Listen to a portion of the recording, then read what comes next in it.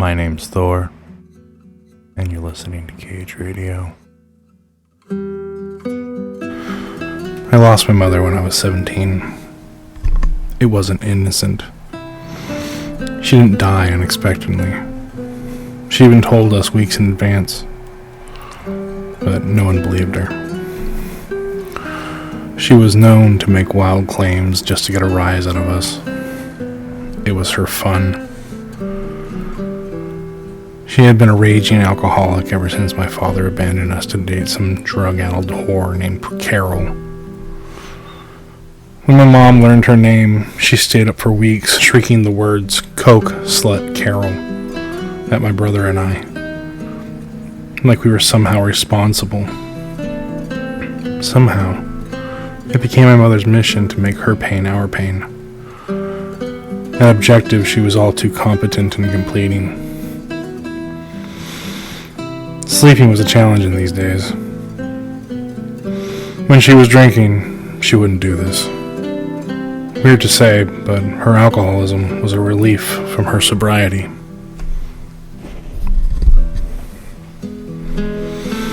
In spite of this, I loved her.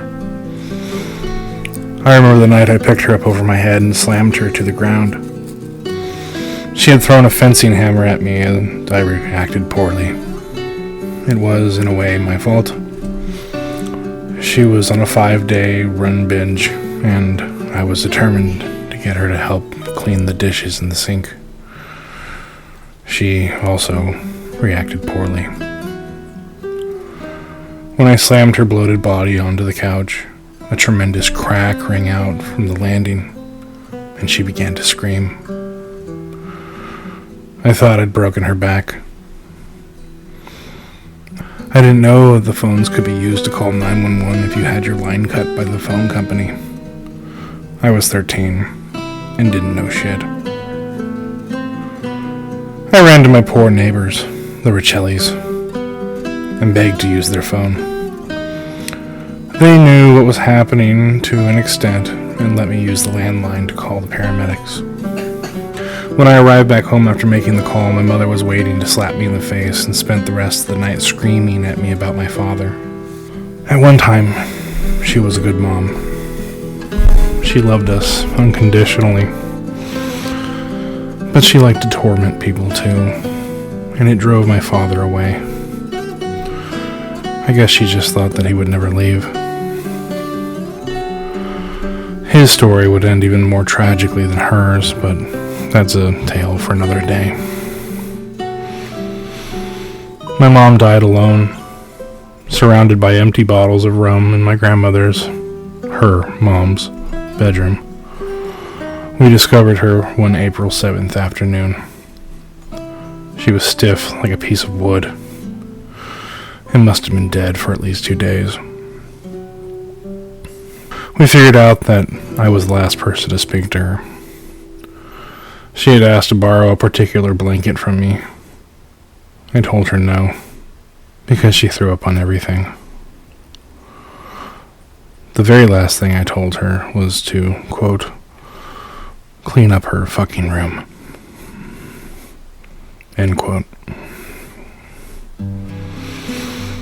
Despite her fury and her illness, not a day goes by that I don't wish I could introduce her to her granddaughter, my little Helena. If you fast forward 30 years, I'm sitting at my computer, contemplating my second run into the amateur MMA scene in the San Francisco Bay Area. I've not fought in 15 years competitively at this point, and my last fight on the street was as a security guard 6 months ago, and was against one of the hundreds of thousands of destitute shoplifters plaguing the retail centers of downtown San Francisco. I hit him with a sidekick that I've not thrown in years, in or out of practice, and he, a scrawny, crack-addicted feral person, catches it and drags me hopping one-legged into the street. I'm 400 pounds, ludicrously out of shape, and as a result, my own immense weight tears my knees apart. I spend a full month in a seated position afterwards, pissing in bottles, shitting in a commode, and I gorge on pizza and hamburgers from chain restaurants at nearly every opportunity. These eating habits are nothing new to me. I have done so for almost 2 decades at this point. I am depressed and hopeless that I will ever do anything but devour trash until the day that I am hauled away to the morgue, a victim of my lack of discipline, poor life choices, and depression. After I'm back on my feet and working again, I meet Gregory Collins, a successful, driven, and very busy YouTube creator with a tremendous army of subscribers. He and I are fast friends, and ultimately he motivates me to start my YouTube channel, learn video editing, and start creating content for Cage Radio. As I research content in the early videos of the page, I come across the idea of making some videos about all the dead MMA fighters who have been buried by, during, or after their runs in the sport. Most notable to me is Stephan Bonnar, one half of the Forrest Griffin fight from the Ultimate Fighter Season 1 finale that is credited with saving the UFC and making MMA a mainstream sport across the world, instead of the freak show that it had been up until that point. I watched the fight live on Spike TV that night. Neither Forrest nor Bonnar were particularly good at fighting, but neither were bad either. Both had goofy, likable personalities with self-deprecating senses of humor. They were everymen. 2 blue-collar guys who were so similar to each other in so many ways that I essentially thought of them in the same way that I thought of Nick and Nate Diaz, as brothers. Their fight was unbelievable. The 2 pulverized each other for 15 minutes. A back-and-forth slugfest that only got better and more heroic as the war raged on, exhaustion and pain filling the octagon with each exchange. It was easily one of the greatest fights of all time, and certainly the most important in the history of the sport, as the rest of the fights on the card had ranged from boring to decent at best. And a main event that would end anemically, with Ken Shamrock slipping during a kick, only to be brutalized by Rich Franklin for his trouble. Had the 2 of them not fought so feverishly, the UFC, which had not turned a profit in years and was allegedly $30 million in debt and was on the verge of collapse, almost certainly would have. The sales of UFC pay-per-view events following the finale increased tenfold from the previous shows and would continue growing with every passing year, starting with UFC 52, which saw Chuck Liddell face Randy Couture, both of whom had coached Season 1 of Tough with Forrest and Bonnar. To me, it's not a thing you speak of as history, but a tremendous moment in my memory. Forrest Griffin would go on to have an amazingly successful career in the UFC, becoming light heavyweight champion by defeating Quentin Rampage Jackson, a legend from the Japanese Pride Fighting Championship promotion who had earlier decapitated Chuck Liddell in his legendary light heavyweight championship run. Griffin would go on to be defeated by Rashad Evans, but had respectable success even after losing the championship by defeating Mauricio Shogun Rua, a man who many thought would dominate the division for years. Griffin would eventually hang up the gloves in 2012 after a win over Tito Ortiz. After Griffin's in-cage career petered out, he would stay on with the UFC as the VP of Fighter Development, remaining relevant and employed both to and by the organization. Stephan Bonnar would have a similar, though far less successful career. In some ways, he would actually have the opposite career. Bonnar never reached true title contention. His most notable win was against distinctive-looking fighter Keith Jardine, but would otherwise lose fights to every star he faced, including Forrest Griffin for a second time, Rashad Evans, a very young John Jones, a very old Mark Coleman, a bored-looking Anderson Silva, and a washed-up Tito Ortiz, who would be his final recorded MMA fight under the Bellator promotion in 2014. While Griffin thrived in retirement, Bonnar would undeniably plummet into the nethers of pro wrestling, initially starting with the Impact promotion, but eventually devolving into more obscure, underground, and even backyard wrestling promotions. The pro wrestling career would eventually lead to a fractured spine, which would become targeted by a severe staph infection, an illness that nearly ended his life. What followed was the American Psycho's collapse into substance abuse, despair, the end of which would unfortunately come at the hands of a fatal dose of fentanyl. on December 22nd, 2022. To this day, Bonnar is the only fighter I've ever shed a single tear for. Recalling Stephan's death would drag me down a long rabbit hole of other fighter mortalities. I would scour the internet for other mixed martial tragedies, like former middleweight champion Evan Tanner. Evan was never a hero of mine. I didn't spend a whole season of The Ultimate Fighter getting to know him. His career was one openly of respect and sportsmanship. He never portrayed a goofy sense of humor like Forrest Griffin, or had any kind of controversial bad boy image like Tito Ortiz, nor was he angry and dramatic like Ken Shamrock. He just came to fight, and would lose convincingly a second time to the insurmountable champion Rich Franklin, shunting any possibility of him building his star any further. After losing 4 out of 5 of his last fights and suffering a breakup with his partner, he would find himself spinning into the throes of psychological and spiritual pain. In an effort to cleanse himself of the slime of alcoholism and heartache, he would end up journeying into the Southern California desert, only to die of heat exposure, lack of water, and a broken down motorcycle. Hell of a way to go for a former champion and pioneer of the sport. An even worse case was that of Travis Fulton, a man who would amass the most prolific fight record ever of 320 total fights, winning 255 of them, losing 54, drawing 10, and having only 1 declared a no contest. This absolute legend of the sport would die a shamed and outcast member not only of the MMA community but of the planet, as he was discovered to be something of a creep.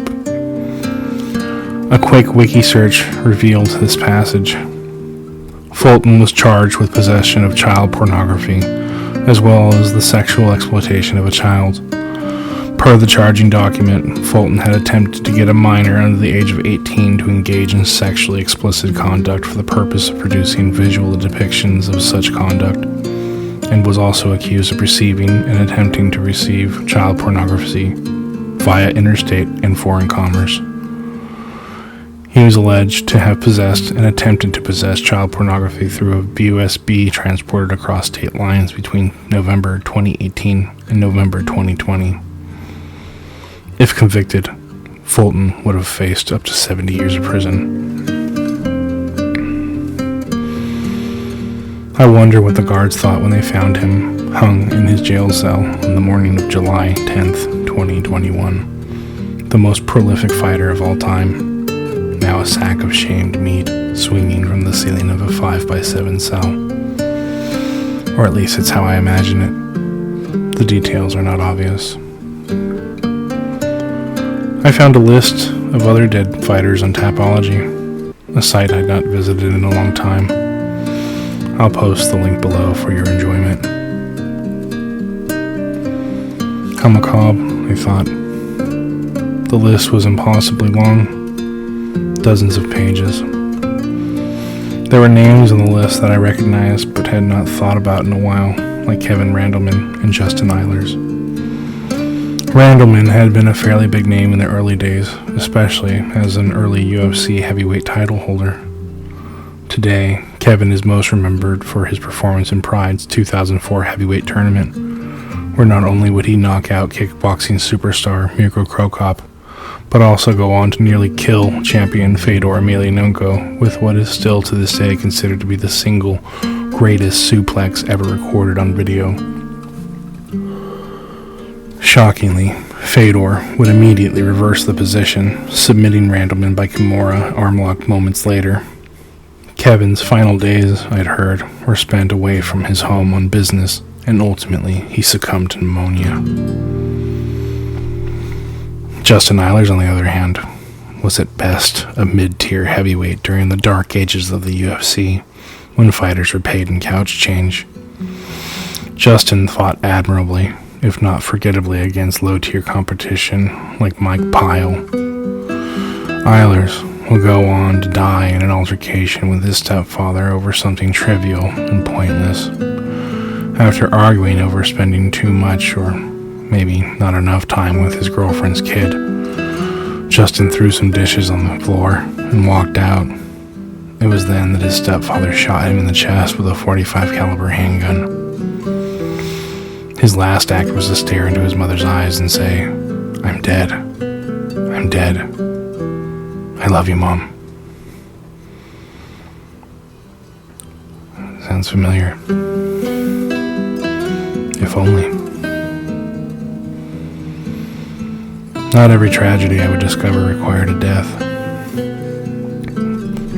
John War Machine Copenhaver, who I'm sure many of you have heard of, was another alumni of The Ultimate Fighter who initially had a promising run in the UFC and would be charged with assaulting, torturing, and raping his girlfriend Christy McInday.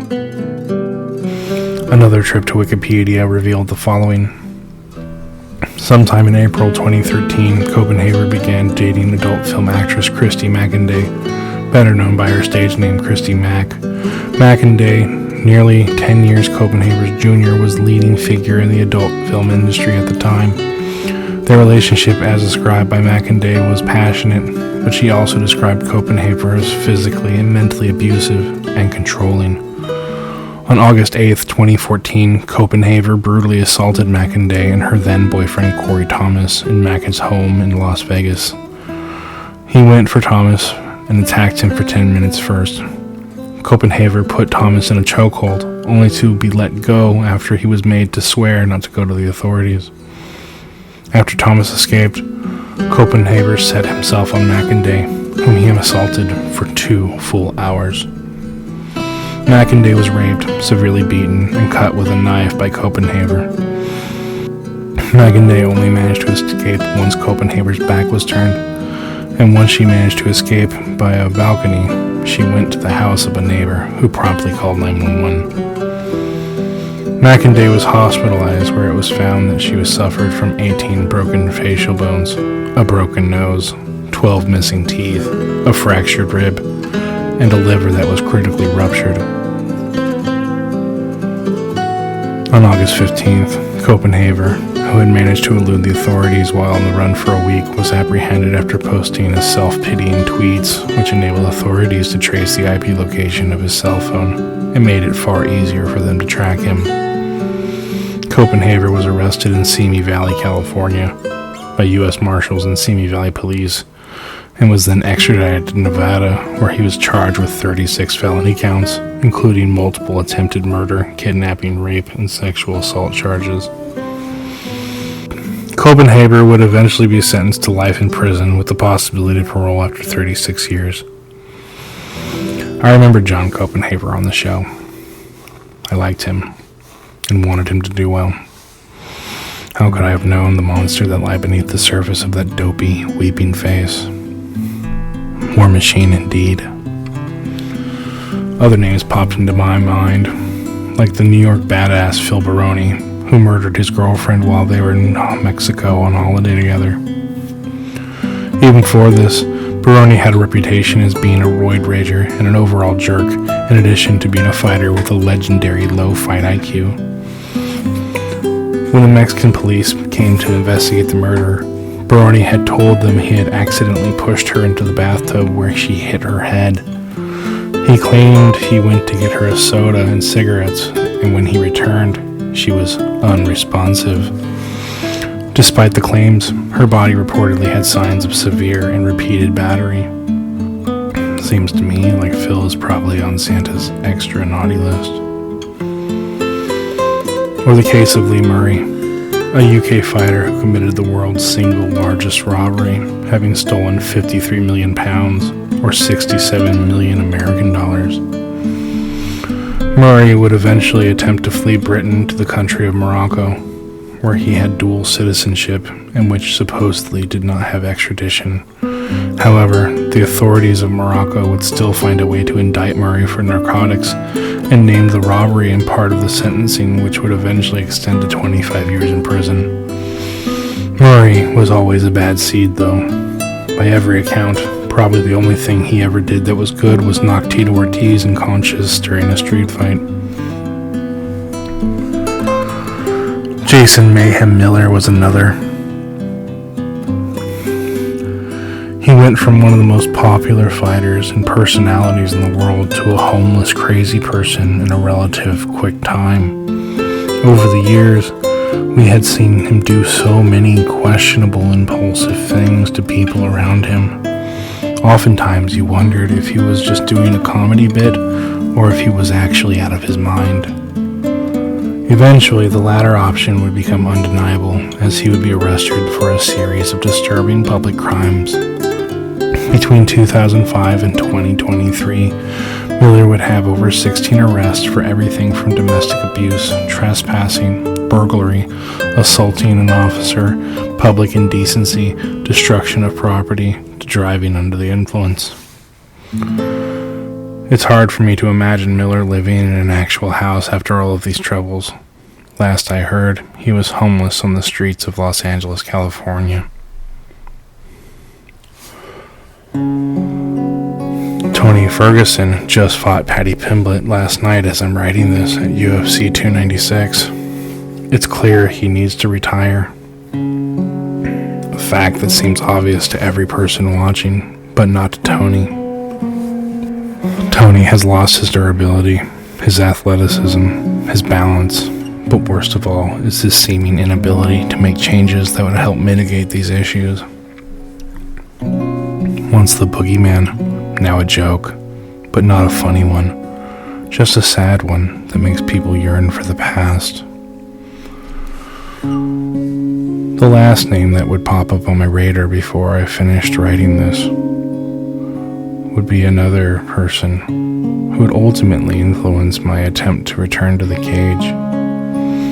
Jeremy the Scorpion Jackson is known to me for two reasons aside for a forgettable, mediocre career in the UFC. Being the whitest guy in MMA ever not named Edwin Duiz, and for being something of a tremendously bad liar.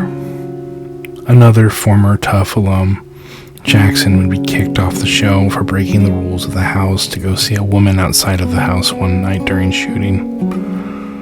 He explained his actions by saying he just wanted to talk to someone. At the time, the excuse sounded like nonsense to me, but I could only imagine how it sounded to Jackson's at-home lady friend at the time. Finally, I had heard that he had been arrested for raping his ex during some incident back in the late 2000s. He was sentenced to 25 years, and that was that. Jackson wrote a book about turning to Jesus in prison. It was way better than I expected, and was super affordable on Amazon Kindle. Despite the enjoyable read, I have a hard time accepting it as incontrovertible fact, or as being in any way redeeming. Jackson was, and is, to me, an easy liar. Someone who fabricates falsehoods as easily as one draws breath.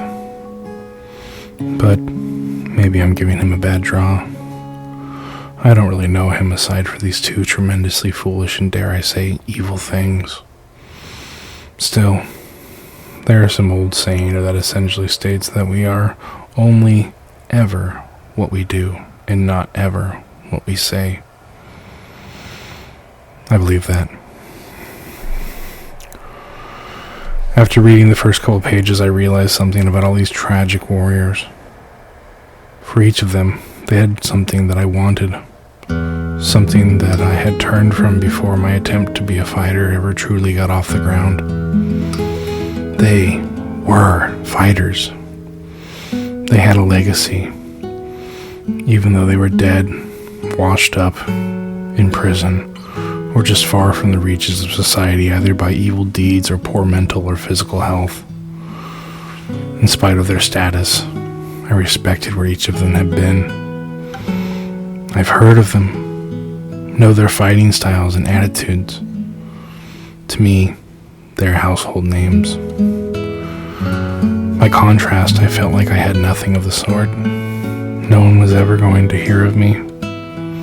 I had squandered my best athletic years by being lazy and unmotivated to go any deeper down the MMA rabbit hole.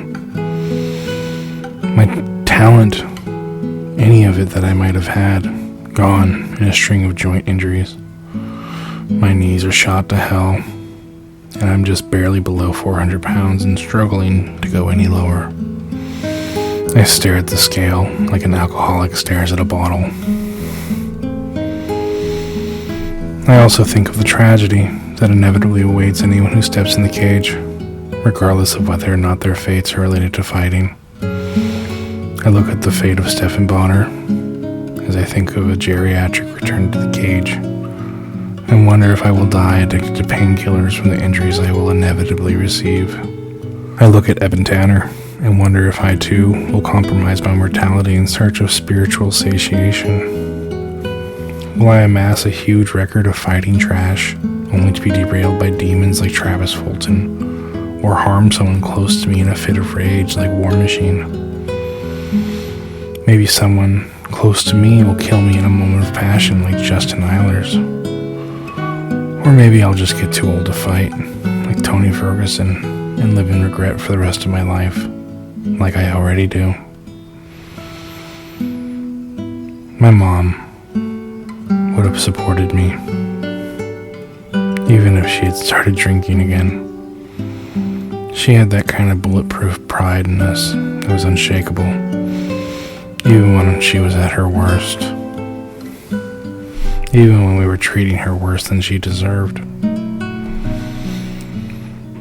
But maybe the best thing I can do, the thing that I, my wife, my daughter, my friends, and other fighters would respect the most, is just to make sure that my family grows up happy and healthy, outside of the shadow of grief and drug addiction. Maybe I'll start there and leave the cage for the young men.